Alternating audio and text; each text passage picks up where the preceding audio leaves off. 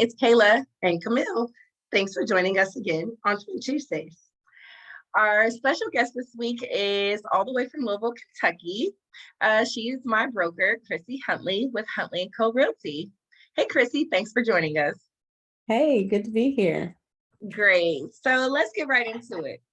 How long have you been in real estate and what made you get into it? I'm actually one of those lucky people that got to be what they said they always wanted to be when they grew up. So I wanted to be one since a kid. I thought it looked like a fun job, riding around with the realtor, going in and out of houses. And so fear of the market crash after graduation from high school is what made me like, oh, I don't even know why I'm in college. So I dropped out.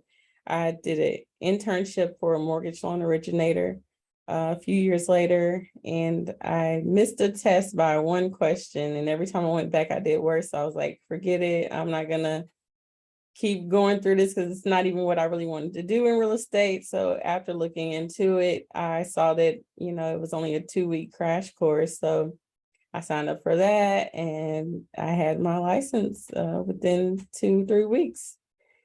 So I wish I had known more about it at the time, or else I probably would have never went to college. So it'd be good to educate kids that don't want to, waste money on college tuition, or they're not really sure, but they know they want to be in real estate, to know that they can get in it without having a degree if that's not their route that they want to take.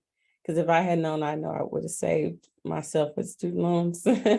Yeah. Good to know. That's true. Okay. So question 2, when did you know that you wanted to become a broker, and what was that driving force? Like, what's the best part about being a broker? I knew I wanted to be a broker. Again, when I was little, I said, I'm going to grow up and have a real estate company with my name on it. And when that day finally came, I just stopped in my tracks and just broke down crying because I couldn't believe it finally came. I had taken my test and got approached to become a broker for another real estate company. But at the time, I had just left the team I was on. I just became an associate broker at the brokerage I was at. So I was just, kind of like, I'm not even sure exactly what I want to do with it, but I knew I had already made my own processes and checklists and my own way of doing business from trial and error, what worked for me and what was helpful for me, integrating things that I learned over time. So I knew then I pretty much got everything I wanted, and due to COVID, I had all this extra time. So I was like, well, let me just see what it would take. And with the Breonna Taylor situation, it was just an unpredictable time in Louisville, Kentucky. So 5 weeks later and $50, they said, you're approved, you're moved, effective immediately. So I had to scramble and get everything moved over. But the best part about it is being able to create things and help people along the way. I love helping people. Another thing that I wanted to do when I was little was be a teacher. So I unnecessarily print off all these documents. Like I had a classroom full. I get in trouble all the time because I was really passing out papers to Barbies and stuff. So to me, that educator role I love it. Even though I always get nervous speaking in front of people, but I still want to tell you everything that I know. If you ask me, no strings attached, I just want to help you be successful. And then just, receiving the support from my clients have been the best part about having the brokerage and making it successful. That's awesome. That's funny. We used to do the same thing with our Barbie and our stuffed animals. We wanted to be teachers. We wanted to be teachers. Real estate, it goes hand in hand. So we definitely It does. Being an educator, those are the best agents, educators, and ones that's always wanting to know more and more and more. It's never enough. Right. Exactly. Okay, good. So what other services do you offer to your client base? Well, my clients, they're spoiled. They can call me for anything. I'm a feelings person. So if they're hurting, I'm hurting. They're upset, I'm upset. But that's kind of my way of balancing the transaction out. If they're mad, even if it sounds crazy, I got to be just sounding just as crazy and mad as they are. so I can bring them back to a more realistic level. Like, at least they could do this, and they're like, oh yeah, they just do that. So we scratched off a list of 25 items to this one just by leveling up with them.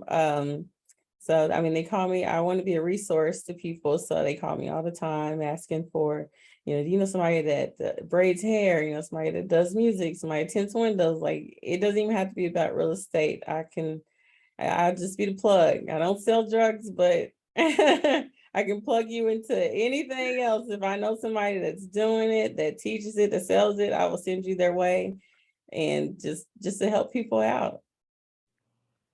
Awesome. And also, I'm a notary. So I signed a couple documents from our clients they needed during the transaction. Sometimes they call me on other documents, which is fine. And I also have my health and life insurance license. So helping people get set up for life insurance and universal index policies to kind of start a savings for the future if they're not quite ready for 401ks or don't have 401ks, but still know that they want to make sure their family is taken care of in the event they're not here anymore. It's really something good to think about. I know nobody thinks about it while you're young, but you never know. You never know. Now is the best time, right? Right. All righty. Okay, so what would be the best advice that you could give someone that's looking to get in the industry? It's not what you see on TV. That's some good advice. The people that you see that are successful are people that are go-getters. They're self-motivated, they're self-starters. They don't need anybody to tell them to go to work. They're always planning, pre-planning, future planning, just always on top of their own stuff. So they create the life that they want to live. So I love people like that. Like you are go-getters. You're not waiting on anybody to tell you the instructions for the week or, this is what you need to be doing. Like you don't need an overseer. And I think people think it's easy money, it's fast money. Nobody sees the times we're pushing our brains together, or when I got my wig laid out on the desk, just like, I can't believe today. I need a minute. I need to recollect myself for a second before I continue.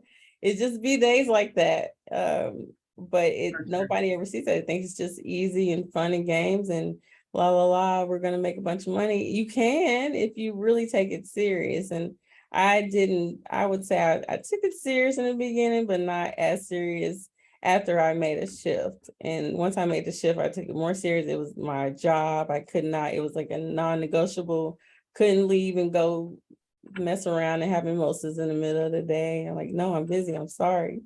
And they're like, what do you mean? You're your own boss. It doesn't matter. I'm busy, so you have to take it serious and you have to budget and plan for rainy days, because you could be a millionaire one month and you could be scraping pennies the next. So you never know. It's always going to be a roller coaster. You don't know when it's coming.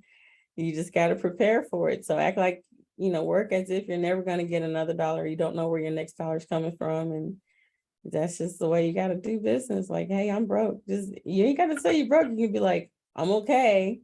But I'm never going to be like, oh, I got it, I'm rich, because I don't know what tomorrow will bring. So good advice.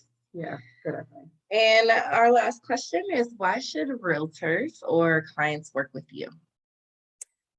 Well, I think I'm not your average broker. I want what's best for my agents, and I go to trainings all the time, not just for myself, but so that I can take the information and bring you back the meat and potatoes, so that you don't have to spend the money or spend the time learning, these couple snippets. And maybe out of those couple snippets that I give when we do meet up, or y'all ask me a question, it might be the one thing that changes your business to the next level.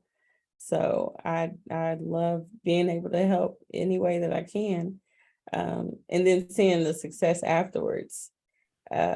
Clients, I'm not a pushy person, I'm not an aggressive agent. They just end up working with me. They ask me questions, I answer them. They're like, you know what, you're such a nice person, I'm just gonna work with you. But I allow them to be themselves. I'm like, if you get frustrated and gotta cuss, I can cuss with you if you want me to, don't edit yourself, don't bottle it up, because it is frustrating going through a transaction and it's expected. My job is to make sure you don't get the frustrations, or at least you can hear what happened and here's how we solved it. But I don't put all that on my clients. I handle it in the background. And then when I come to them, the only thing they have to think about is, am I going to do A or B? Because I can't do the first option anymore. Instead of like, oh no, what are we going to do? And I'm like, I don't know. I don't know what we're going to do. We got to figure it out. Like, that's unnecessary to me, because they don't need that extra stress when they already probably just on the breaking point of throwing their hands up because they're frustrated. So I do a lot to try to shelter people from problems, and I carry the weight on my shoulders because I carry it all the time anyway. So it's nothing to me, but for them, it's a big deal. So And to your point, a lot of people don't realize that if you help clients in other areas, that can translate over to them needing their help in real estate, or needing or referring people to help you in real estate. So that's just a tidbit to add to let people know that helping clients in other areas can drive them to actually working with you in real estate, even if they don't need you immediately. exactly. That's what brings everybody back. And they said, I'm not buying a house, but I know somebody who is. So I sent them your name and number. I'm like, okay, that's Exactly. great. Yep. So that's key. Awesome. Well, everyone, here's a quick tip. If there is anything that Crissie spoke about today that resonates with you, whether it's about real estate or health insurance or life insurance or any of her other services, definitely feel free to reach out to her and learn more. Some words of encouragement for the week. The greatest gift you can give somebody is your own personal development. Until next time, follow us, like us, and subscribe on our Instagram, Facebook, and YouTube. T.W.I.R.E, Twins Winning in Real Estate. Thanks for joining us.